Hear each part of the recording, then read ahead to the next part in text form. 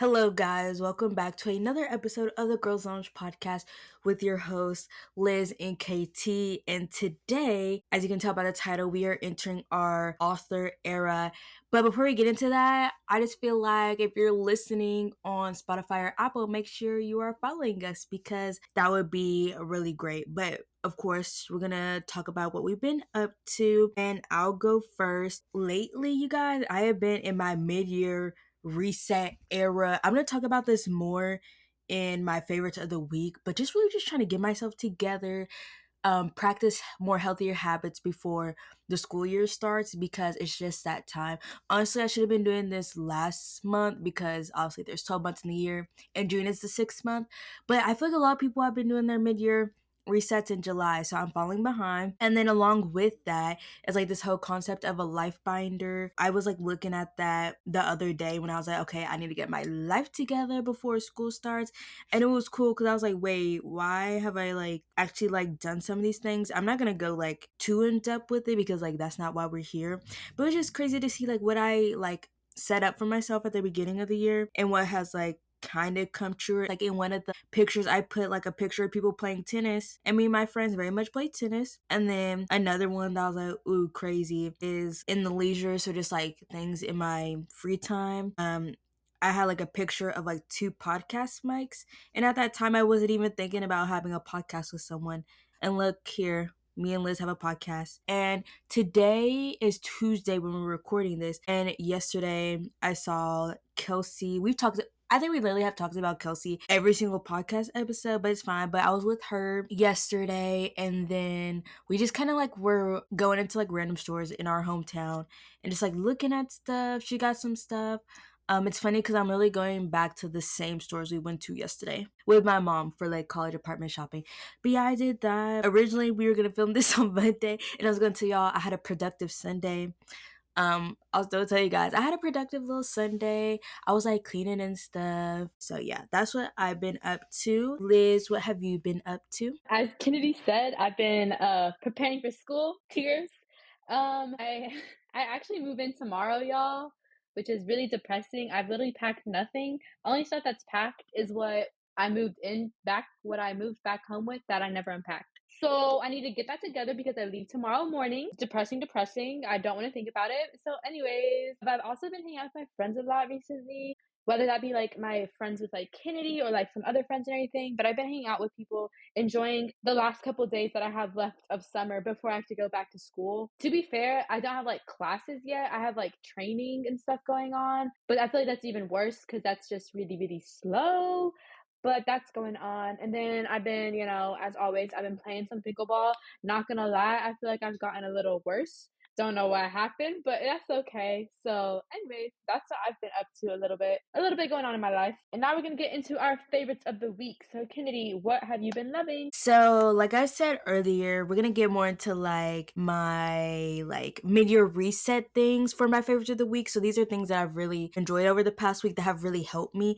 So I have two podcast episodes and a YouTube video. So the first podcast episode is called Life Hacks, and it's by the What We Said podcast. So good. Like just such great tips. And then A Better You by Fernanda Ramirez. She posted an episode called Your Guide to a Mid-Year Reset. Also very helpful. And then I watched Sarah Caroli's mid-year reset video, and they all just like help give me the motivation to get my life together. Slowly but surely. I haven't successfully done it perfectly the way I wanted to, but with the baby steps, we're getting there. I'm gonna be honest, I struggled so much thinking of my favorites of the week. I feel like, I don't know, I feel like my week went by really fast. And I like sat here like trying to think like what was I enjoying?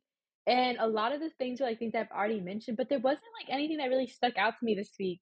So I don't have any favorites for this week. I think I was just really living in the moment. I feel like is what I'm gonna tell myself because there wasn't like one thing that like specifically made my week better or that like when I think back on it, I'm like, oh yeah, that was my favorite. So I don't have any favorites for this week. Your favorite could be just living life. Yeah, there we go. Living in the moment before I go back to school and I want to cry. But anyways, Yes, sounds good.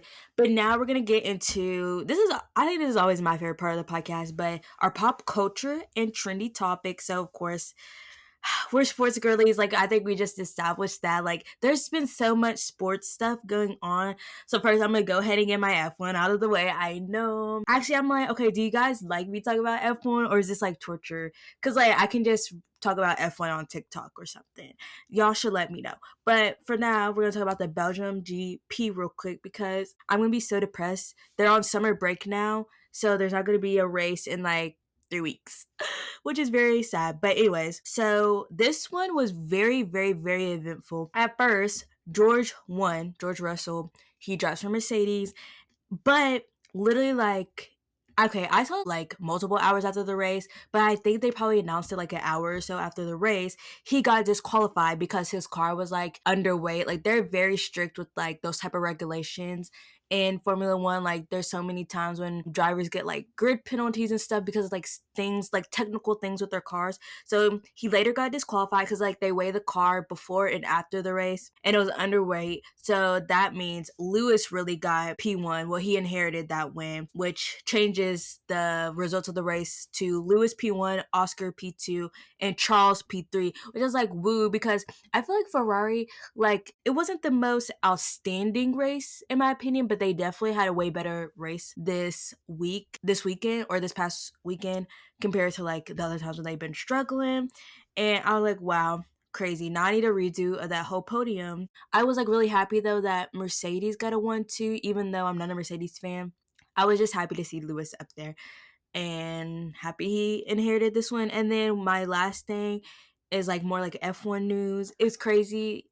Carlos, if y'all haven't been keeping up, like where he's going for the 2025 season has been like on hush hush, but it finally announced that he's going to Williams, which I know everyone is like, oh, like what a bad choice because Williams is not necessarily performing the best. But I think he sees a vision and his teammate sees a vision. So I'm like interested to see where Williams goes from the next season and on, just because I know in 2026 there's supposed to be a lot of new regulations which I think can like change up the field and like what teams are dominating. So yeah, I think that could be really interesting. And then next, of course, the Olympics is going on. So of course we're going to talk about it. Olympics 2024. It's in Paris and I have mostly just been keeping up with gymnastics and tennis mostly. But I'm like very behind. Yeah, I be watching the replays on TikTok and I try to like watch what's live, but like I just be focused on other things. And after watching it, I'm like, okay, what sport can I pick up that can get me there in 2028? Like, y'all will see me there, JK. I'm totally joking. But I do know pickleball is like they trying to get pickleball at the Olympics. So I'm like, okay, y'all, we about to me and all my other friends that play pickleball, y'all, we about to start training. So y'all gonna see us in the Olympics, LA 2028 playing pickleball. And then I was like, I do have a bone to pick with the Olympics because how is breakdancing in the Olympics but not competitive cheerleading? I know if y'all can see Elizabeth's face, yeah, breakdancing is an Olympic sport, but competitive cheerleading isn't. And like, I'm not talking about like like no go team cheerleading. I'm talking about no where they just throw them up in the air and like doing crazy stuff. Like, I'm gonna need them in the Olympics. And then what else? Oh, I'm just loving all the TikToks. I am surprised at how many celebrities I've been seeing though. I didn't realize the Olympics was like that, which is like, duh, of course it is, but like, I just didn't realize. But yeah, that's all my thoughts on the Olympics so far. Liz, what are your thoughts? I haven't really been watching, like, live or anything, but I've been getting a lot of clips on, like, YouTube. That's, like, on my YouTube feed is, like, Olympic stuff, and then on, like, TikTok, I'll get things. But, first, surfing? Bruh, I didn't realize how crazy the waves are. I've heard especially, like, in Tahiti, that's, like, the place to surf, but it's also, like, really dangerous because these waves are, like, huge. Like, I've seen, like, comparisons of the waves in Tahiti compared to, um where were the Olympics last year? Korea? Japan? I don't know. They had surfing in some Asian country, something like that, right? And the wave size is actually insane. And I was watching some like TikToks of people like surfing, doing like their thing or whatever. And the way I think that the wave, it looks like it like swallows them, but they come out perfectly fine. I'm like, that is actually insane. So I've been watching a little bit of surfing, gymnastics as always. I saw Simone Biles doing her little triple flip looking thing on the beam, and people apparently rumor she's injured, so that'll be interesting. Yeah, I saw something about like her left leg, something being injured. I don't know. I love to watch swimming too, just because I used to do swimming, but Team USA has been going through it in swimming. Like all like the good people, I feel like they have been coming in bronze and stuff. Like Australia is pulling through. I don't know. I think that's just crazy to see. And then I'm looking forward to track. I always love watching track, specifically watching like the female track runners. I think it's really, really crazy because it's like some of the fastest, that is the fastest people in the world, which I think is just crazy. And then also, while Kennedy was talking about like the TikTok and like celebrities, I didn't realize brands took like TikTokers, like influencers on brand trips. Like I saw some makeup brand took people. I'm like, why? I don't know. The correlation to me is not there. So all I'm hearing though, Kennedy, is there's hope. We will be in the Olympics 2028. The brands will reach out. So yeah, that's gonna happen. know exactly what you said. I'm like, do any of these people, okay, let me not be judgmental. I don't want to like sound off like as what's the word? I can't think of the word, but it's like jealous but not jealous. But anyways, I'm just like, yeah, I don't understand like what do these people's brand have to do with like sports at all? I'm like, at least me and Liz's brand, like we be talking about sports. So like, there is hope. Y'all gonna see us out there. And then on another topic, we have Bridgerton season 4, 5, 4, 5. It's one of those two. Season 4, I think, is what Kitty's saying. Yeah, season 4 has been confirmed. Well, I mean, it was already confirmed, like duh, But it's gonna be Benedict season. I'm excited for Benedict season. Not gonna lie though, I was reading more for an Eloise season. I feel like we have seen like the whole development of her. So I feel like whenever her season comes, it's gonna be amazing. Whatever they have in store for Eloise, it's going to be great. I am intrigued to see how the Benedict season is gonna go because I feel like we left with him and that little like thruple going on, but then like he wasn't doing that, and then I don't know. I think it'll be interesting whatever happens. I will say, my expectations will be kind of low because if y'all know, I am a Penelope and Colin season hater, so I'm gonna need them to get it together for this season. Yeah, I'm excited for Benedict season. Like I've been waiting. Like I wanted his before Collins, honestly. But I'm hopefully having high hopes. I still never finished the last season. Like there's like 2 more episodes I still need to watch, but who knows when I'll get to those. I really am just gonna have to force myself. But I saw like when there's a whole bunch of discourse when the season came on, like while there's such a difference, is I think it's because there's a difference in showrunners or something like that. So like Shonda Rhimes doesn't it like isn't as involved because like she's busy, like so there's like some other lady, so like that's why there's like a big difference, which I'm like, well, she needs to get it together. And then next in news, I know we already talked about A Good Girl's Guide to Murder is like coming to Netflix and yada yada yada and like the trailer, but I hadn't watched it because I didn't want like any spoilers. But I saw on Netflix it's dropping on August 1st. Liz sent me the trailer the other day and I watched it and I am so excited. Like I honestly have not been watching like any shows for real. So I'm excited to get into a show that I know what's gonna happen. I love a good mystery and I'm so excited. I think the casting was perfect. Except I do think I was like, wow, Max Hastings, he look a little old, especially next to Pippa.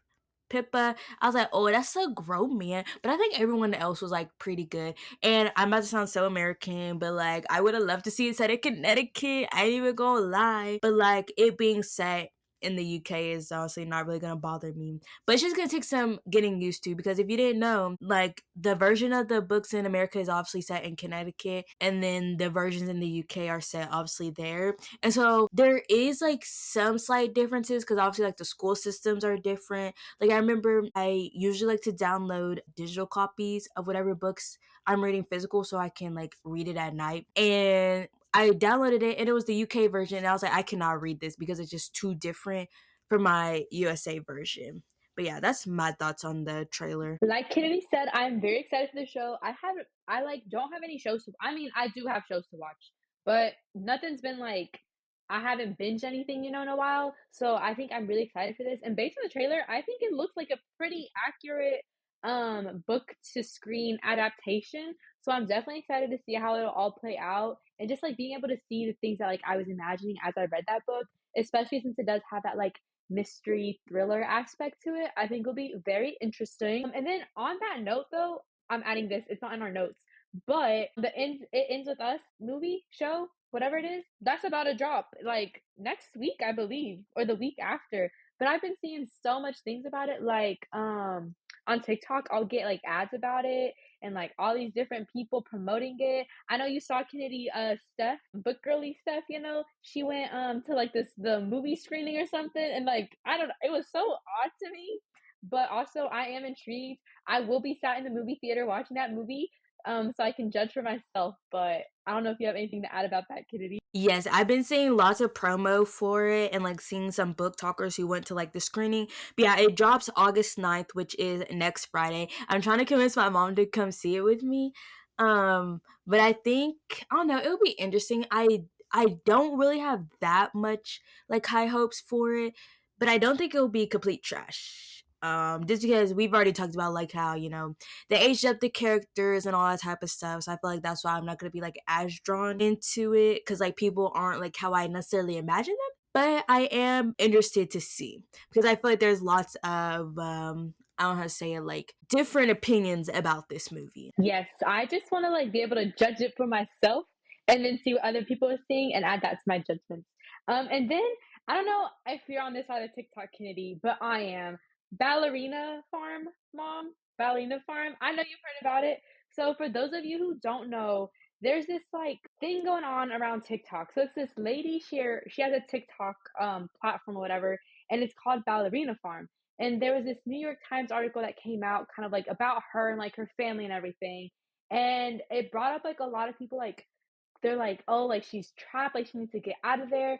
But basically, the lady, the mom, she's, like, a pretty young mom. I think she has, like, 8 kids, and she's, like, 30 something, so she's a young mom, and she used to do, ballet, like, she was a professional I don't know if she was professional, but she was at Juilliard, and she was, like, really, really good to where she had, like, full ride to Juilliard, like, she was the girl, she was gonna be a ballerina, like, professional.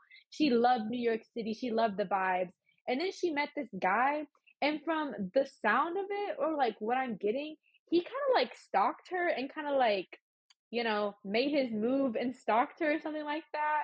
And they got married young, and she's like the youngest in like modern day like history, the youngest Juilliard ballet dancer to be pregnant. Like she got pregnant while she was in school and everything, and then they like moved because like he didn't want his kids to grow up in the city life and everything. And then even like in the article, there's like a quote that's like, "I love New York. I love New York." It's something like that, like exactly like that kind of. And basically, they live in now like in some farm, and I think Utah. And like she's a stay-at-home mom, and like there's just this whole controversy of like she's not happy, like she got robbed and all this other stuff. I don't know if you've seen all of that, Kennedy. Anything you want to add to it? Yeah, so on him stalking her, yeah, I saw like he like pursued her for months and she was not interested. And then finally, I think he just kind of like was like, I don't know. I feel like he tricked her or something. I don't know. I don't want to put words in people's mouth, but I feel like that's what I saw, something along those lines.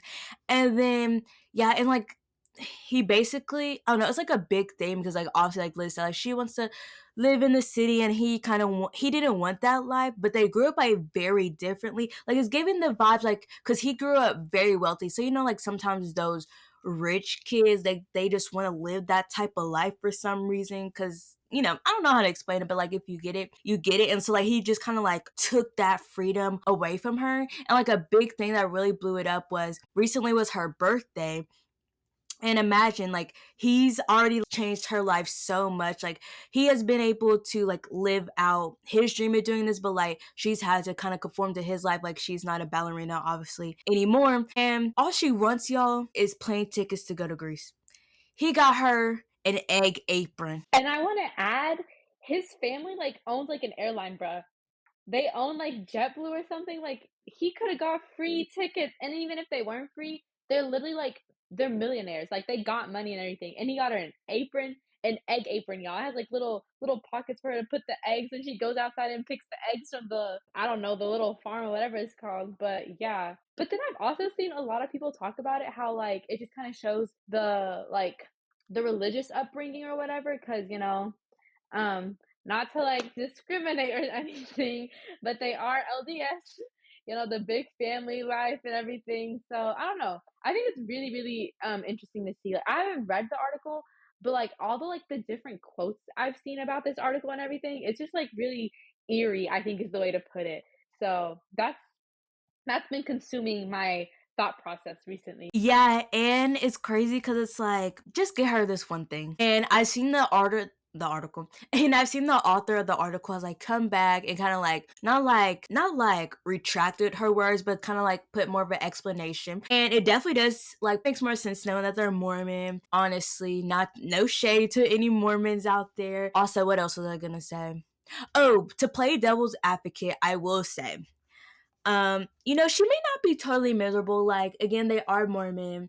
Um, she did carry through, have more kids. So it's like, she may not be completely like, helpless, but it definitely is interesting to see how she has had to change her life fully around while he has got to just live out his dream to like live this farm life with all these kids. Yet he can't even get her like a trip to Greece. Like, sir, do better. Literally what Kennedy said. Couldn't have worded it differently. It really shows the difference of like what she gives up versus what he gives up. But on that note, we're gonna now talk about what we have been watching. Me personally, I haven't been watching too much, but I did finish the new season of Cobra Kai. Well, part one of Cobra Kai. I think it was like 5 episodes that dropped. I've heard that I'm pretty sure it's a two-parter, but then I've also heard some people say it's a three-parter, like they're gonna drop it in 3 parts. So I don't really know, but my thoughts are not gonna lie, it was a little slow. Definitely the plot twist it's gonna pick up in the next part and everything, but I don't know. I feel like it was missing a little oomph. And I feel like low key, if you watch Cobra Kai, I feel like all the seasons have the same plot, but like in a different scene or whatever. Like the environment's a little different, but it's basically the same storyline that continues and continues. So I wasn't like too surprised or anything with it, but I did finish the new season of Cobra Kai. I need to catch up on Cobra Kai. I can definitely see where you say it gets repetitive because that's how the last season felt for me. And it was hard to get through because, like, I ate up the first couple of seasons, but the most recent one before this new one, it was definitely hard to get through. For me, I honestly, like I said earlier, haven't been watching much. Like, there's nothing that's really catching my attention. I did watch a movie on Netflix, A Family Affair. It's a newer one. It's with Joey King, Zac Efron, and Zac Efron, he plays like a mean douchey like celebrity who's like conceited, and Joey King is like his assistant, and he ends up in a relationship with her mom. I ain't gonna lie, the first like 30 minutes I was like, okay, like obviously this isn't gonna be like the best rom-com I've ever seen, but like after that I was just like, okay, this is really boring. And also it's very random, why is like Liza Koshy in that movie? I'm like, I forgot you existed. I know if y'all can see Liz's face is literally like, huh? Why is she in this movie? And I will say, I should have known I really wasn't gonna like it because that movie is almost 2 hours. Sorry, hot take. Rom com should not be over an hour and a half. Like, what are we doing? So I feel like that's what like contributed to me like feeling like it was like not that good like towards the end because it just felt like very like dragged on at moments, and it was just like an okay movie. And then of course I've been watching Love Island USA. I'm still trying to catch up. Literally the season's like literally finished, but I'm still catching up. There's 32 episodes and I'm on like episode 20 something. So like I'm getting there. I'm getting there. And I like just finished the Casa Amor episodes, and all I have to say is Casa Amor is crazy. If you don't watch Love Island, basically Casa Amor is where the men have a choice to like go to a villa next door to explore new connections. And like let me set the scene to you guys. Like they've been in couples, they've been together for weeks forming connections, and like it's basically like they're in like situationships and talking because like they do have to talk about like, oh, do you want to be exclusive? So technically no one at this point in this season is exclusive, but they're very heavily like in the talking stage, all that type of stuff. But then the boys get a text and then the girls don't even know, and then they realize that, and y'all, the boys be acting up and cost them more, like kissing other girls, acting wild, and they just came back and some mess happened. Where I'm at, 5 girlies was left single that was previously in a couple. So that's just absolutely crazy. So I think I'm gonna binge some more of it tonight. But that's all I have for what I've been watching. So next we're gonna get into the song of the week. Honestly, slacking on this one. I don't even have it pulled up because Spotify be weird. Like sometimes I think it'd be copyright issues. So like sometimes a song will be up, but then it gets taken down, and then they like upload a weird version. But a song that's been stuck in my head has been that emergency song that's on TikTok. Where it's like emergency, patient doctor, peace. Yeah, that one. Um, you get the vibe. I'm not a singer, so don't come for me. Yeah, honestly, I've just been listening to a lot of podcasts. So my song of the week is recently I got a lot of TikToks about Carol G. She had like her last concert in Spain, and I got like all the TikToks about her concert and everything. So I started listening to her music a little bit because I don't really listen to her. So I have one of her songs, my song of the week. It's Si antes te hubiera conocido. So I'm gonna play you like a little snippet. We'll see if I get copyright or not. We'll see. Seguramente estaré bailando hasta conmigo. No como amigos, ey, que hubieras. So that's my song of the week for this week. And on that note, we are going to get now into our topic of the episode. I'll let Kennedy take it away because she had this little idea set up for us.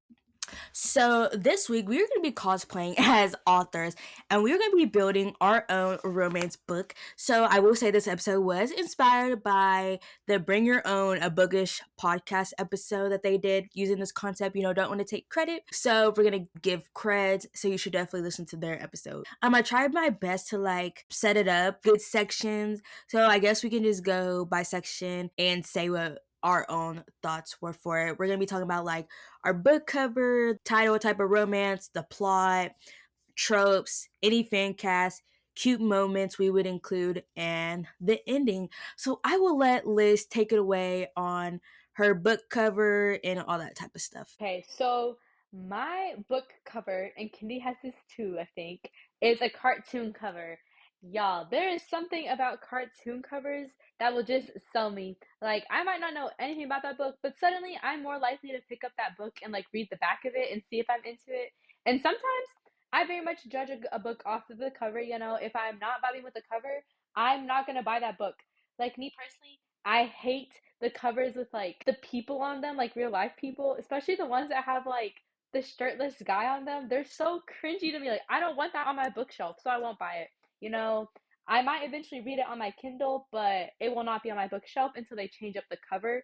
So, I don't know like specifically what I want for my book cover, but definitely I want some like bright or like pastel colors. Emily Henry vibes. I love, love, love her covers. Or and one that I really love by Beth O'Leary, I believe, The Flat Share. That is one of my favorite covers of books. It's just so like aesthetically pleasing and it's so simple. And I just something about a good cartoon cover. Yep, I will have a good cartoon cover because I know people judge books by the cover. So we will be having that. And then as for title, my book, I don't have a title for it yet because I'm not the whole plot is a work in progress, and y'all will see that when we get into that section. But I don't really have a title yet. And then the type of romance, I'll save that for when I talk about the trope because then it'll just make sense. So Kennedy, your turn. So, like Liz, of course, cartoon cover. Like, ugh. I think every book should be a cartoon cover. Actually, like, I don't mind when people are on the cover, but, like, not their face, though. Like, if y'all have seen the newer, like, Magnolia Parks covers, like, with, like, their legs and stuff, I like that. But yeah, so cartoon covers all the way. Definitely the color blue would be on it because that's my favorite color. Just very summery colors because my book would be a summer romance and just like a regular friends to lovers. I was debating maybe like a childhood friends to lovers, but like I feel like all those are the same. I mean, you could probably argue that all friends to lovers is the same, but not my friends to lovers book because of course.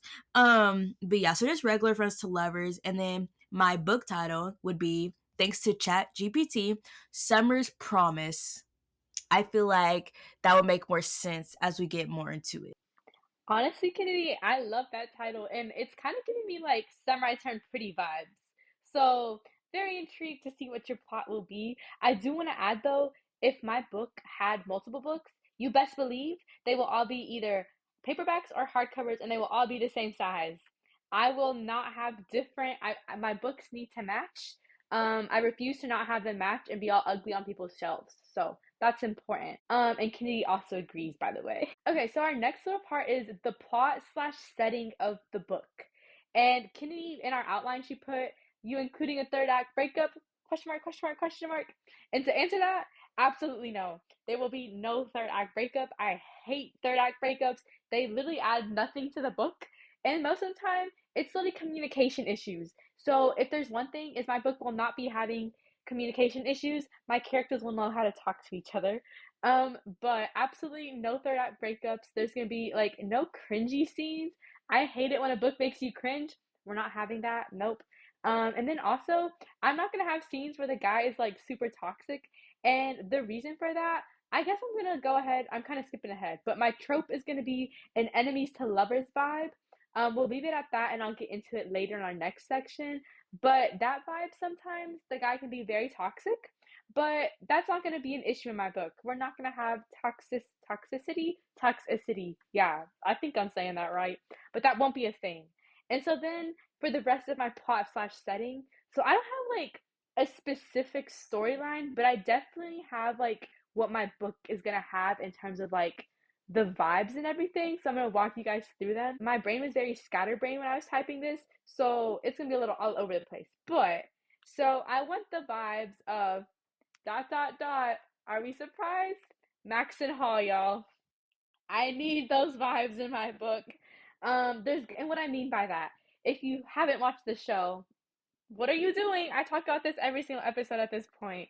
But anyways, I mean, I want the vibes of like the banter that they have and also just like being able to sense the chemistry. So like in the TV show, you can sense the chemistry as you're watching it. I want people to, as they're reading my book, to sense the chemistry between the characters, and I want there to be that like banter that just adds to the chemistry. I can't. I need that. And then we're also going to need a heartbreaking monologue where the reader's heart is ripped out and broken and shattered all at once. I need that monologue where like you have to put your book down and just take a moment to take it all in, take in what's happening. The monologue is going to be happening. It's going to be a I don't even know. I'm thinking like a love confession monologue, but also there does need to be some heartbreak in my book. You know, it can't be all perfect. So maybe we'll have some of that heartbreaking monologue. And then going off that, I need a confection that makes you need to take breaks and just contemplate your life. When a book makes me contemplate my life, I just know it's doing something right. You know, whether I be contemplating it in a negative way or like a good way, some contemplation needs to happen. I need them, like my reader, to need to text their book bestie and be like, I can't read this book. I need to take a moment to just decompress. That is the kind of confession that I want out of everyone. Again, referencing Max and Hall, the confession at the stairs. Yeah, that's what I'm trying to have in my book, basically. Then we also need a moment that matches the Taylor Swift song where she goes, oh, I'm falling in love. Oh no, I'm falling in love again. Oh, I'm falling in love. I need that moment. I need that character to just like go through all of three of those emotions of like, uh-oh, and then like, oh, and then like, oh, you know? I need them to go through it. And then I have two songs that whenever I think of like a rom-com or like, I don't know, something like edit wise or something like that, these two songs always come to mind. So I need my book to embody these two songs. So I need the sad vibes of I think I'm gonna say his last name wrong, but Tom Odell, the one that goes Another Love. I need that song. But then I also need the vibes of Go Solo by Tom Rosnith. That song's in Max and Hall, by the way. But I need that song like in it says something about like for your love I will go far. I want to be wherever you are. Like that's the kind of vibes that I need in my enemies to lovers, the banter to add to that kind of chemistry. And then and then I have one more song that I have, and I put in all caps. I need heartbreaking vibes of I Found Love song, and it goes, I found love when it wasn't supposed to be. Again, enemies to lovers, y'all. Like that's exactly what I need in my book. And then lastly, I have a little section on here where I put like the plot setting. So I need a mix of like enemies to lovers from fantasy books. If you know, Fantasy books, they do enemies to lovers right. Like it's literally like I'm going to murder you type of enemies to lover. So I want like that banter, but then I also want enemies to lover, like just like the tension there, like where they kind of argue. But I also want Emily Henry vibes. So basically, I need all of my favorite things to come together and to be my book. So that's kind of like the plot setting slash vibes of my book. I'm like, wow, Liz came so prepared. Me with my 3 bullet points. Hopefully, y'all still get the vibe of my book since Liz did perfecto. But so my setting, since I already said it would be a summer romance, it would probably be like in a beach town. I was envisioning like Charleston or somewhere in Florida, and they have a meet cute, but don't exchange like contact at that moment. But then later they realize that they have a mutual friend and they connect from there. And so it's like and why I called it Summer's Promise, or why I liked that, is because so the female main character, she recently moved there, but like right before the summer, so like she's hoping that a lot is gonna come because she hasn't had that much luck, and she's like still getting her bearings, so she's like, oh, I hope this summer holds some promise. And that's when she meets the guy. And then answering my question, will there be a third act breakup? Heck no, I hate third act breakups. But I do want some type of conflict. And I was thinking where he has to go to his home country. Which that would make more sense later. Where maybe he has to go to his home country, like maybe there's a wedding or film reunion, and like one party, I haven't decided the boy or the girl, is like hesitant to bring the other out of personal fear, so it causes a little rift. So either that be maybe the girl is like, whoa, this is getting like really serious. She doesn't want to go see his family and friends in his home country, and he's like, what, I thought you really liked me, why don't you want to like meet these people? Me just like starts telling y'all the whole book from start to finish. But anyways, or from the other side where it's like, oh, like he has had like bad luck about having people meet his family, so he's like, oh, like I don't want her to meet my family, like what if it all like turns bad? And she's like, why doesn't he want me to meet his family, like is there something wrong with me? So yeah, I think that would be good. Yeah, that's a lot happened my plots and settings, so hopefully y'all get the vibes. I guess we can just easily go into tropes from here. I would say I want the boy to be golden retriever slash introverted boy with an outgoing independent girl, and of course it'll be friends to lovers. So mine, as y'all should know by now, it's an enemies to lovers vibe. That is my favorite vibe in books. But it's not gonna be toxic like some enemies to lovers, I promise you guys. Where we hate toxicity here. I want also my characters to be kind of like independent, but when they come together, they like depend on one another, but like not depend on one another in a bad way. I don't really know. I didn't think that far through, but all you know is there will be banter and there'll be some tension. So enemies to lovers is mine. Okay, now the next part, my favorite part, the fan cast. Y'all, I was honestly kind of struggling. So earlier I mentioned his home country. And so I was like, any European man, honestly, I just couldn't narrow it down because, like, I don't know, I just like there's just so many people. And then, okay, so hear me out because I know I said European, but I'm about to name some Americans, but just hear me out. So, male main character, I say either Timothy Chalamet or Logan Lerman. Like, I feel like those would just be perfect male main characters. And I said yes. I know they're American, but I just need their looks, but like the European vibes. And not gonna lie, like most European celebrities I know are athletes, but I was like, honestly, I'm not a sports romance girly, so I wouldn't want to write one. And like some of them might be short. Yeah, so I just felt like I was safe going with Timothy Chalamet or Logan Lerman, especially since Timothy Chalamet, like he has like some French in him. So like he has that European look, but like he's so New York. So I feel like he was just perfect. And then for female main character, honestly, this was very hard. I just knew at the end of the day she was gonna be black because of course she was, or just any, honestly any other woman of color, but like I'm gonna, at least because my like vision for this imaginary series is that this would be like a intercollected like series type thing. So like maybe like every book is like the female main character is like a different minority. So for the first one, she's gonna be a black girl. And I was thinking either Eloise Dufka. If you don't know who she is, you might know her. Like she has some followers on TikTok. She's like mixed. She's half black. So yeah, I think she'll be a good one. She's a model.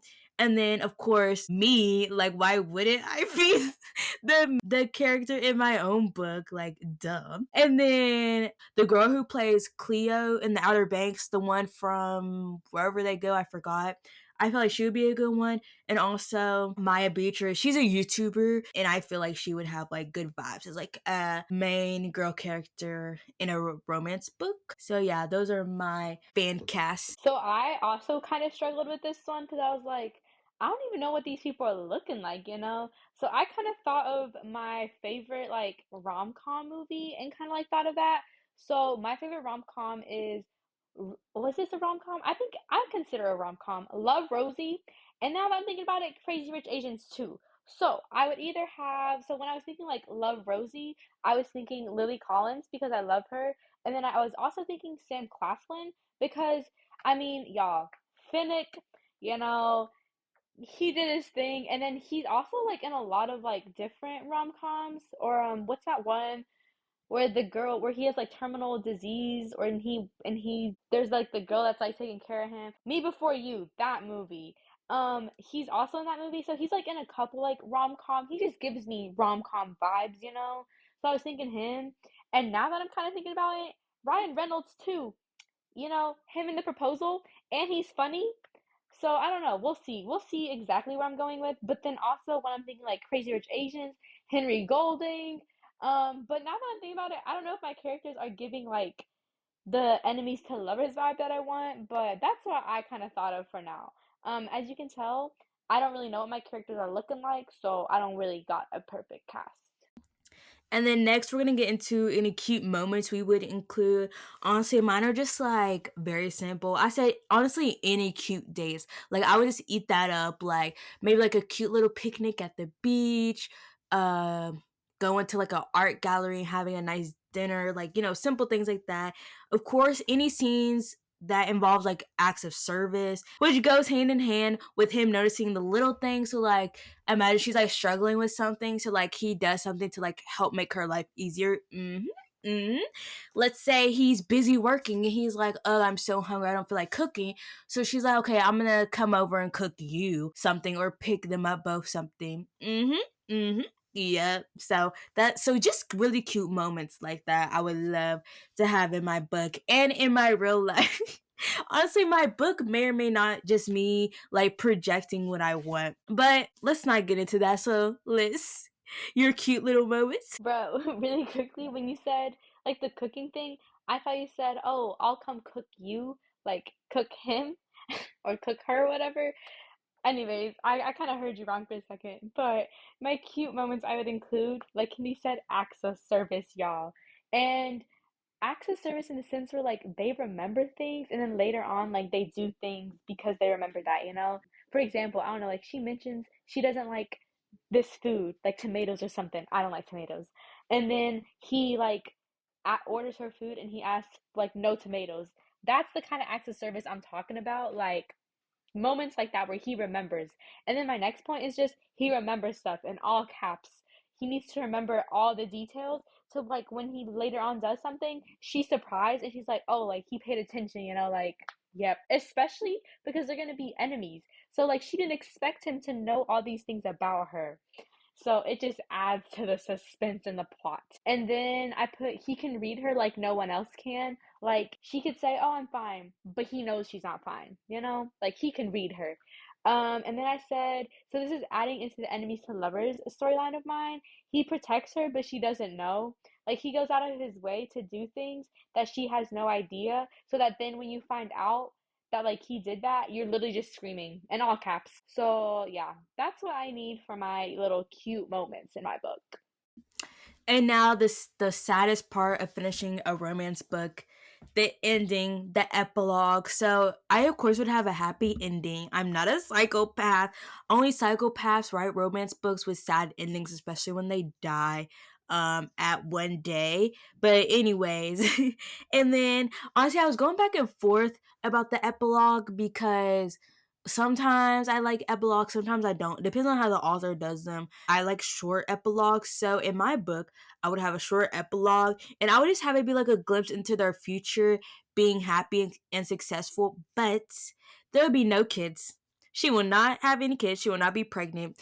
Maybe they'll have a dog, but I just like don't like. It's just so cliche when they're like married, have kids, blah blah blah. She's pregnant, like okay, blah blah blah blah. Who cares? So maybe just like a little like random glimpse of their life, or maybe like even them like on a vacation or something. I don't know, just something them living their best lives and just like reflecting and being happy. Like maybe like an anniversary. Yeah, I think that would be a good epilogue. Like a glimpse into like an anniversary dinner and like, oh, this is so sweet. We come such a long way and we can't wait to go back to our big mansion with our beautiful golden doodle. Yeah, that sounds like a perfect ending to me. For my ending, obviously they're gonna end up together because, like, duh, like, I hate it when books end up where they're not together and all that build up for what? Like I said, no third act breakup. So they're gonna end up together, and then maybe for the epilogue, I was thinking like a flash forward scene, but also kind of like leaving it up to interpretation, but not the bad interpretation where like you don't know if they ended up together. You're gonna know if they ended up together, but like the exact scene I'm kind of imagining I'm thinking I don't want a pregnancy announcement and I don't want a wedding scene. I don't really like those end epilogues, especially the pregnancy announcement. It just always is so like so rushed to me. I don't know. I don't like that. And then I want it to be just like a random moment in the future that has like some type of significance from like the plot of the story. So maybe it's like a reference to something or something like some character wanted to do and it's them like finally doing that or something like that. I don't know, maybe they wanted like to go somewhere and like they mentioned it once and then in the future it's that kind of scene. But I want to be kind of significant but also not significant in like a wedding or a pregnancy or like something crazy in that sense. But it just like brings everything full circle. But that is my little happily ever after for my book. So now that we have come to the end of this episode, I just have to say, I feel like both of our book ideas are absolutely excellent and I am not biased at all. And I feel like if any publishing companies are listening, get us some ghostwriters. We'll send you our idea and then just, send us drafts and we can make you millions of dollars. Like our ideas are just so good. Liz, do you have any closing thoughts? No, because literally what Kennedy said, like, this is what the book girlies want, y'all. Like, please reach out to us. We will give you the whole storyline. We will give you the movie, like, casting and everything. Just hit us up. We're literally waiting. But on that note, so we can get to that point, if you're listening, like I said earlier, make sure you're following and make sure you rate and leave a review. It's super easy. Literally on Spotify, you just tap the little rating thing, boom, you're done. And then on Apple, all you gotta do is do a little scrolly scroll, tap the 5 stars, and then you're done. And then also writing a review would also help as well with the algorithm. That's a free way to help us. We're giving you content for free. You can help us out for free. So, yeah. So make sure you do that. That note, we'll see you guys. Well, we won't see you. You'll listen to us next Wednesday on the Girls Lounge with Liz and KT. Bye.